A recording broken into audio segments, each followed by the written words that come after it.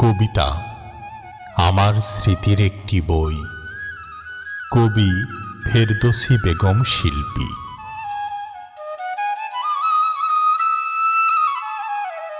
স্মৃতির পাতায় লুকিয়ে থাকা সযতনে রেখেছি সবই মনের গভীরে।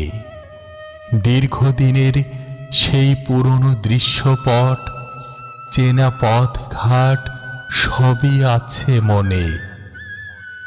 যদিও আজ সেই সব পাল্টে গেছে, তবুও ভুলিনি, গেঁথে আছে মনে সবই।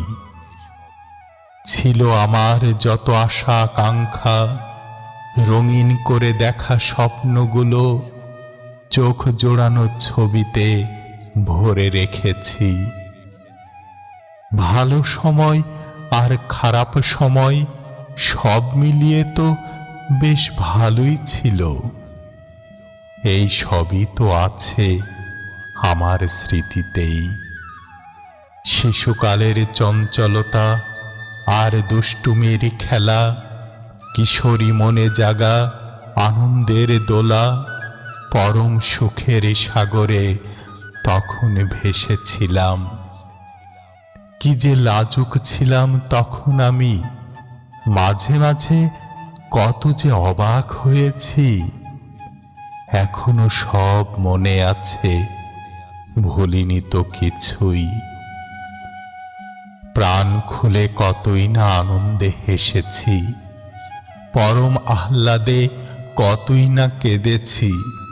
ব্যথার যন্ত্রণায় কত গুঙ্গিয়েছি, শুধু শুধু ভয়ে যে কত শিহরিত হয়েছি।